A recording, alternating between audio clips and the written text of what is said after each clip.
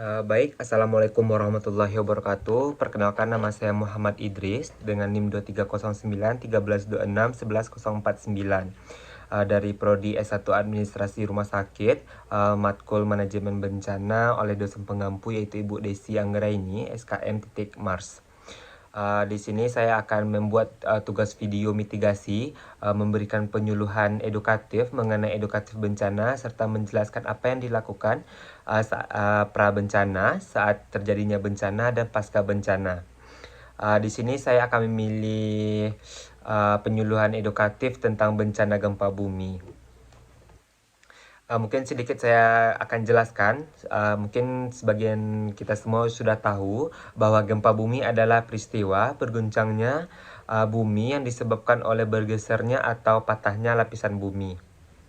Di sini mungkin saya akan jelaskan sedikit mengenai pra bencana, saat terjadi bencana dan setelah terjadinya bencana. Yang pertama yaitu ada pra bencana atau langkah persiapan saat sebelum terjadinya bencana. Mungkin persiapan yang matang kita dapat mengurangi risiko atau cedera dan kerugian material secara signifikan. Hal yang dapat kita lakukan yaitu yang pertama itu pahami struktur bangunan seperti rumah, gedung atau tempat kita beraktivitas. Dan kita memahami itu struktur yang stabil dan tahan dengan guncangan gempa. Selanjutnya itu tata letak interior. Maksudnya di sini itu kita menyusun benda-benda yang berat itu di bagian paling bawah, seperti kita menaruh benda berat itu di dalam lemari itu misalnya di bagian bawah, sedangkan bagian ringan itu bagian atas. Agar mengurangi risiko kerusakan material nantinya. Selanjutnya itu jangan menggantung benda berat seperti cermin besar atau lukisan atau patung di atas tempat tidur. Selanjutnya kita dapat yaitu siapkan tas siaga bencana, tas yang berisi kebutuhan dasar untuk setidaknya selama 3 hari, yang berisi yaitu ada mineral atau makanan instan, dokumen penting, kotak P3K, senter dan peluit. Selanjutnya yaitu siap siaga kita itu diskusikan dengan keluarga, titik kumpul, sepakati lokasi terbuka yang aman bersama keluarga sebagai tempat bertemu jika terjadinya gempa nantinya. Selanjutnya yang kedua yaitu saat bencana atau langkah menyelamatkan diri.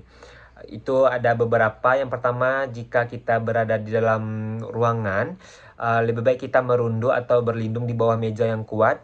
Di saat terjadinya gempa itu kita pegang kaki meja hingga guncangan berhenti. Jauhi kaca, jendela, dan benda-benda yang mudah terjatuh. Selanjutnya itu jika kita berada di luar ruangan, cari area terbuka yang jauh dari bangunan, tiang listrik, pohon, atau papan reklame. Saat terjadinya guncangan, lebih baik kita duduk atau berlutut di tanah agar tidak jatuh saat guncangan kuat. Selanjutnya jika kita sedang mengemudi, segera pinggirkan kendaraan di tempat terbuka, jauhi infrastruktur yang mudah rusak seperti jembatan atau flyover. Tetap berada dalam mobil hingga guncangan berhenti. Jika kita berada di pantai, segera menjauh dari bibir pantai dan cari dataran tinggi untuk mengantisipasi terjadi potensi tsunami. Selanjutnya yang ketiga yaitu pasca bencana, langkah pemulihan. Bahaya saat terjadi gempa itu belum tentu berakhir setelah guncangan berhenti, karena kemungkinan besar itu adanya potensi gempa susulan. Kita dapat langkah pemulihan yang pertama itu periksa diri sendiri dan periksa sekitar. Cek apakah ada luka pada diri kita sendiri atau orang lain di sekitar. Jika ada, berikan pertolongan pertama jika memungkinkan. Yang kedua yaitu waspada kerusakan infrastruktur. Seperti jika kita di rumah kita mencium bau gas, segera matikan aliran gas. Ada kabel terkelupas, matikan aliran listrik dari pusat sekring. Jangan masuk ke gedung yang retak parah, karena rentuhan atau retakan itu bisa menyebabkan roboh akibat gempa susulan. Selanjutnya kita dapat itu pantai informasi resmi, gunakan radio atau sosial media lainnya, resmi dari BMKG atau BNPB untuk mendapatkan update informasi. Kita sebagai zaman sekarang, zaman teknologi, kita harus tidak terlalu mudah kepada berita hoax tentang gempa susulan yang diramalkan lebih besar nantinya. Selanjutnya itu dapat evakuasi dan evakuasi dengan teratur. Jika harus menuju pengungsian, gunakan jalur yang sudah ditentukan dan tetap waspada terhadap puing-puing di jalan. Yang perlu kita ingat, gempa bumi tidak membunuh, namun bangunan yang tidak amanlah yang seringkali menjadi penyebab jatuhnya korban. Mungkin sekian dari saya. Jika ada salah saya mohon maaf. Assalamualaikum warahmatullahi wabarakatuh.